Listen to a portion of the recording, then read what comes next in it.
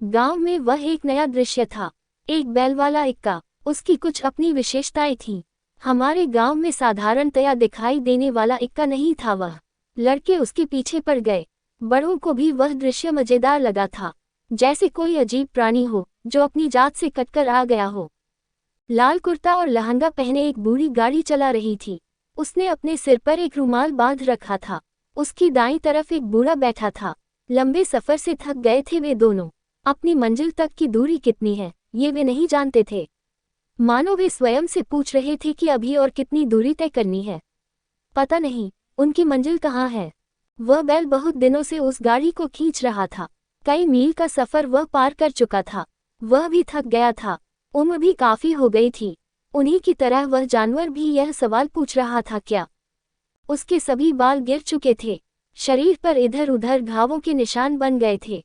हड्डियां उभर आई थीं। पैर ठीक से जमते नहीं थे। गाड़ी बहुत धीमी चली जा रही थी। सांझ हो चुकी थी। सड़क के किनारे एक बड़ा सा पेड़ खड़ा था। उसके पास पहुंचा तो बूढ़ा गहरे मौन में खो गया। बूढ़ी ने गाड़ी रोक दी। दोनों नीचे उतरे। बूढ़े ने बैल को खोलकर उस पेड़ से बांध दिया। फिर गाड़ी के पीछे लटकी बोरी से फूस लेकर बैल के आगे खाने डाल दिया। वह एक घर था। घड़ा और खाना पकाने के बर्तन थे। एक पुरानी संदूक भी। 2-3 चटाई भी बांध रखी थी। उसके अंदर एक बिल्ली सो रही थी।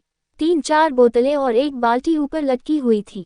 गाड़ी के ऊपर एक मुर्गा गर्दन उठाकर चारों ओर देख रहा था। रास्ते के किनारे छोटे से चूल्हे की रोशनी में कोई मनुष्य नुमा झलक बैठी हुई थी। आग धधक उठती तो उसका मुख दिखाई दे जाता। कभी वह एक छाया सी लगती। निश्चल मूर्ति के समान वह बैठी हुई थी। शांति और चैन के वातावरण में किसी भावभीनी ने गीत ने लहरें पैदा की। दूर के घरवाले भी कान खोलकर उसे सुन रहे थे। वह भाषा किसी की समझ में नहीं आई, पर उस गीत की प्राणशक्ति ने आत्मा को छू लिया था। गीत की लय ने मनुष्य की सुप्त उत्कंठाओं को जगा दिया था। आज नहीं तो कल सभी को वह गीत गाना होगा। वह कोई मधुर प्रेमी गीत नहीं था, खिलते हुए गुलाब से पूछे जाने वाले छोटे सवाल नहीं। थके हारे राही का गीत था वह।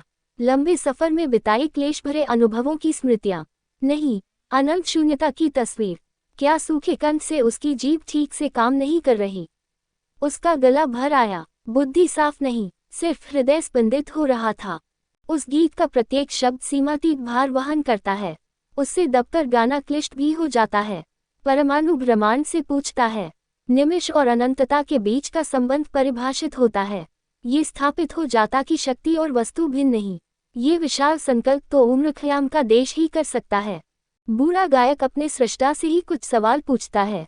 ये लंबा रास्ता जाकर कहाँ खत्म होता है। एक कुंवर बूढ़ा घर बैठे सहानुभूति से वह गीत सुन रहा था। बेचारा थक गया है। जीवन में उसने कुछ कमाया नहीं। वह कांपता स्वर धीरे धीरे बंद हो गया। आधी रात के करीब रास्ते के चूल्हे की जलती लकड़ी राख हो गई। बीच बीच में बैल के गले की घंटी बज उठती थी। वे सो गए। वह एक घर है, ऐसा घर जिसकी समाज उपेक्षा करता है। जीवन पर बाड़ी बांधकर सीमाओं में घेरा घर नहीं। वह रिश्ता भी कुछ नियमों पर आधारित, कुछ सुदृढ़ विश्वासों से बंधा हुआ है। बूढ़ा बूढ़ी के लिए है और बधी बधे के लिए। वैसे जीवन के क्रमीकरण और स्पष्टता में वह रिश्ता अपनी भूमिका अदा कर रहा है। लेकिन वह घर आशाओं के टूट जाने पर उदास हो गया था। वह गाड़ी पुरानी हो गई थी। गांठें पुरानी पड़ गई थीं और कीलों के ढीले हो जाने से हिलने डुलने लगी थी। पता नहीं अब कितने दिन और चलेगी। उस रिश्ते का एक इतिहास रहा होगा। सालों पहले सुदूर ईरान के गुलाब के बाग में किसी वासंती रजनी में एक दूजे को दे वचन को दोनों ने आज तक तोड़ा नहीं होगा, या उस उत्साहवती औरत ने गलती नहीं की होगी। वह भी यौवन की पुकार का गुलाम हो गया। फिर भी दोनों सब भूल गए होंगे। ईरान के आम रास्ते से बिजली की तरह दौड़ी आई इस गाड़ी के अंदर से आशा भरी हंसी और निरर्थक पुकार सुनाई पड़ी। एक तगड़ा बैल सिर हिलाता आगे जा रहा था। अफगानिस्तान के पहाड़ी गड्ढे उस गाड़ी को उत्कंठाओं से प्रभावित करते रहे।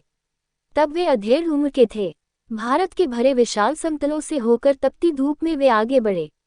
उनको जो कुछ कहना था कह डाला। वे बूढ़े हो चुके, फिर भी एक दूसरे को देखकर अघाते नहीं थे। वह गाड़ी धीमी धीमी गति से चल रही थी। अगली सुबह बूढ़ा और बुढ़िया उसी पेड़ के नीचे अपने बैल को देखते हुए दिखाई दिए। वह मर गया था। वहां बहुत कुछ लोग जमा हो गए। सबने उनसे सहानुभूति प्रकट की, पर लगा कि बूढ़े बुढ़िया को जरा भी कष्ट नहीं हुआ था।